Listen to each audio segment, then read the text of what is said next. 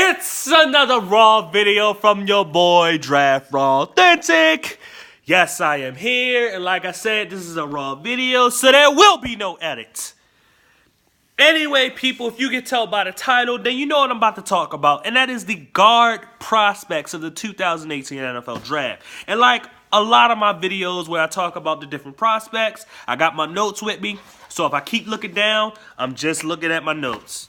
Anyway, we're going to start off with the ones that I think that will excel in the NFL at the guard position. The first name on the list is obviously Quenton Nelson. Quenton Nelson, to me, is one of the most solid guards you're going to see in this league. He's athletic, he can run, he can pull, he can do everything that you want. And then the biggest thing, obviously, is blocking. Pass blocking, run blocking, the guy is a freaking monster. You will love to see his tape. Now, there's some plays where, he gets beat a little, but every player gets beat once or twice. It's not going to always be perfect. But when he's on, and when he got it, he got it. I think personally, with the tackle prospect that I will talk about in another video that he played next to, he made him look a little bit better when he was next to him. Quenton Nelson, to me, the guy got it. And the only thing that I'm not huge on Quenton Nelson is the simple fact is that everybody is putting him in the top 5 or top 10. And the thing about Quenton is that I love him. I really do as a prospect. But when it comes to guards, I am not a fan of drafting a guard in the top 10. I'm not a fan of drafting guards in the first round because most of the time I feel as though most guards are usually guys that you can have as tackles and then switch to guards when they get into the league.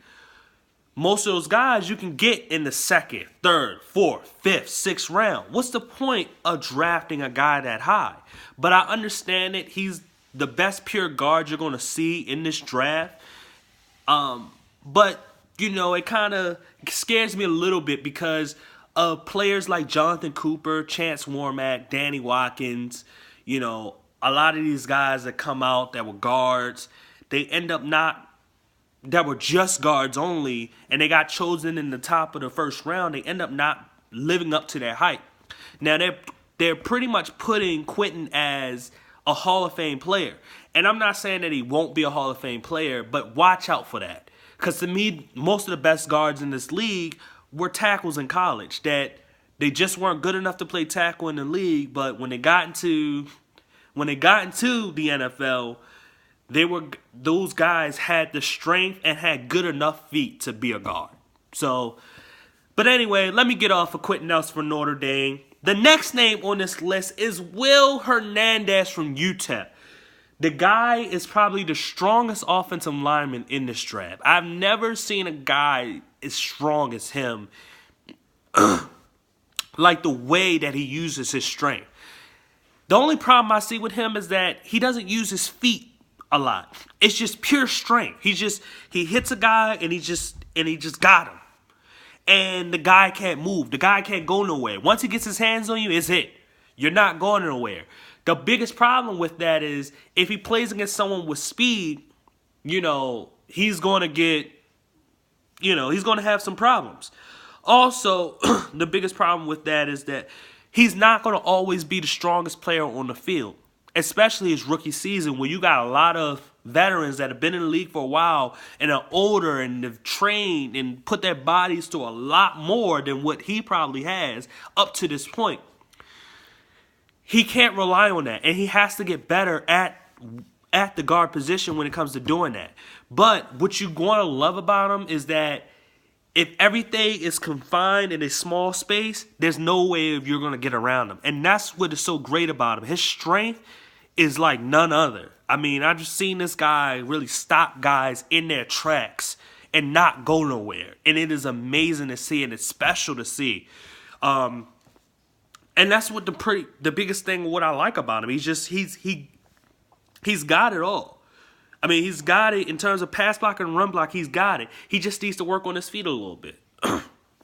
And that can be done with coaching, especially at the guard position.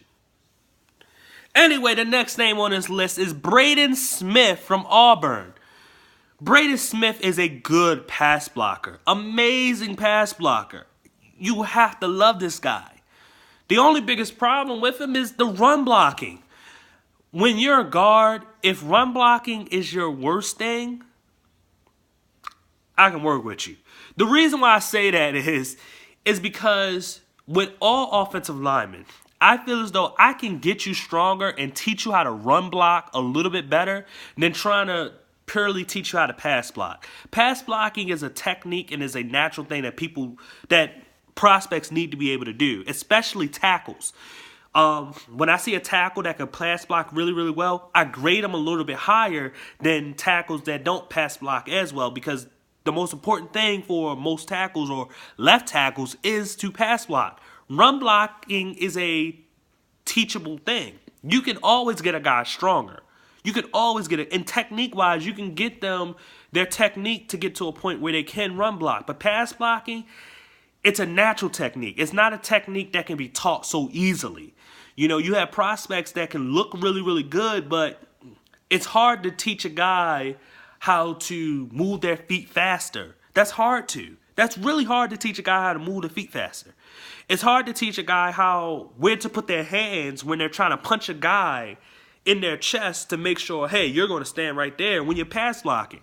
Now, in the guard position, because you're in a confined space, you don't do it a lot. And most of the times, you're kept in a closed area when you're trying to block. So it's not a lot of, not a lot of punching.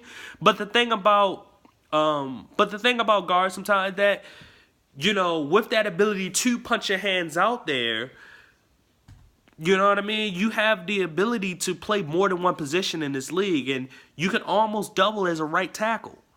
If he's just a guard prospect, which I think he is, it's a way is that, hey, if somebody gets hurt, I can put him out there at right tackle and be okay with it. I won't be like, oh my gosh, I don't know what to do. Because we've seen times where teams have had to put a certain player out on the field that's a guard, and they have to play him at tackle. We've seen it. So he's a guy that I like pretty good.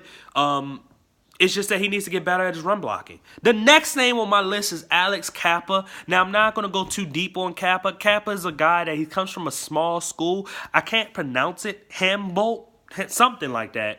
But Kappa is a guy that he's nasty. I mean, this guy, when he blocks, it's nasty. He tosses guys around and all of that. But obviously the biggest problem is that small school competition, these guys may not be as strong, may not be as fast. So with him just going out there and throwing guys around and pushing guys around and doing whatever he wants with them, he's doing that at that level. He has to show that he can consistently do it at the next level. But I'm going to say this. The simple fact that he is doing that is saying that, yes, he is way stronger than those guys. I saw a guy that the Ravens, who I'm a fan of, drafted 2 years ago named Matthew Judon. The guy threw around almost every tackle, and he was a defensive end. And he just threw guys around and these are 300-pound tackles. And did it translate in the NFL? Kinda. He's not throwing these guys around, but he has a way of getting pressure on the quarterback. And that's something that I saw in college and that he's brought into the league, and he came from a small school too. So I look at Kappa and say, hey, he can still make it in this league. Even if he's not throwing the guys around completely, he still has the ability to make in his league, especially he played tackle in college. So it gives him a little bit of an advantage where, like I said, a lot of the best guards will be tackles in college. So you take him and you put him at guard, he's probably going to be way better. Not to say way better in college, but way better than what he would be if he would just stick at tackle when he goes to the NFL. But that's a guard prospect I like, and I think that should excel. I have 3 more names that I think that are underrated, and I'm not saying these guys will excel, but what I'm saying is that these guys have really good ability, but they won't get drafted in the first 3 rounds. The first name on the list is Brendan Mahone. Brendan Mahone is from Penn State. Probably the best tape I saw for a prospect that a lot of these experts are saying should be guard. For some reason, I think he could still play tackle, which is kind of crazy. I saw this dude block, and he held guys. Like, they weren't going nowhere. And I'm sitting there, and I'm looking at his feet, and I'm like, his feet's not too bad. And he's kind of just holding guys at the position like they're getting pushed away from the pocket. I mean, it's crazy. And it's like, yo, how is this guy not rated a little bit higher? But let me just say this. Brendan Mahone, if he played guard in this league, he's going to be an absolute monster. There's no way anybody's going to get around this dude. He's a big guy, and he's got pretty much the technique. I mean, when you play in a Big Ten, especially a team like Penn State, they're going to teach you that stuff of the way to block. And this dude has a nastiness about him and just a regular, just pure technical strength and just technique, just everything that you want. He has it. Now, like I said, I think he can still play tackle. He could double as a backup swinging tackle with being a left tackle and a right tackle. And I think he could start in this league at guard. He could probably start at right tackle. And there's a chance that if you really look at him, he could probably start at left tackle. And you can get him later in the draft. He doesn't have to be a first or second round pick. So I'm looking at a guy with Brendan Mahone is like, yo, he's very underrated. If you really watch his tape, give this guy a chance. Trust me, if your team picks him, they're getting a good player. Wyatt Teller from Virginia Tech is the next name on the list. The most aggressive guard I've seen on tape. You know what? I'm going to just say that. That's all I'm going to say. He was the most aggressive. I can't say anything else. And not just saying he was aggressive, he was a good blocker, but when he blocked, he was aggressive. And that's what you like to see, aggressiveness. I'm going to just leave that right there. Wyatt Teller, Virginia Tech. If your team picks him, you heard it right here. Yeah, you got a guy. And he's definitely a guard prospect, but you got a guy. Trust me, you got a guy. Next name on the list is KJ Malone. Karl Malone Jr. Anybody who knows Karl Malone, who watch basketball, you know who Karl Malone is. Well, he had a son. He went to LSU. And I really like this dude because he played tackle at LSU. But he definitely looks like a guard. He's going to play guard in this league. The only thing is that he's very raw. But I like the way he kind of plays. I like that he plays with a little bit of aggressiveness. But he has some technique to that. But he needs to improve the technique. But he's a very underrated guy because, like, in my last video, which y'all should check out, and that's the best center prospects in the 2018 NFL Draft, I named a guy named Austin Corbett from Nevada. And I said he was a year or two away. This is the same thing I'm saying about KJ Malone. I think he's a year or two away, but he's a good player. And he's a guy that, you know, in, like I said, a year or two, he's going to give you something. He could also give you something his rookie year, just like Austin Corbett at center could give you good starting potential in his rookie year. KJ Malone could too. He's a raw prospect, and he's a piece of clay that you can literally mold. I think that he's underrated. People are not giving him a lot of credit for what he has become, how better he's become over the season. But trust me when I say this, if your team picks up Karl Malone Jr., you're going to get something. You're going to get something from him. And even if it's not a starter, you're going to get a solid backup too. If a starter does get hurt, you can plug him right in, and you shouldn't miss that much of a beat. But anyway, I'm not going to go through a list of the worst guard prospects. I thought that when I looked at the list of what the media put out there of who was the top guys and who was the worst guys, there wasn't one guy on the worst, near the bottom of the top guards list that I thought that was good anyway. So there's no point of naming them. I want to name the guys that are the top prospects, and then I name some underrated guys. But all of the top prospects are actually good players. So there's no overrated list or anything like that. But anyway, that was the last name on my list. Thank you for watching this video. If you like this video and you want to see more videos, please subscribe. If you don't like what I had to say about the prospect, please comment.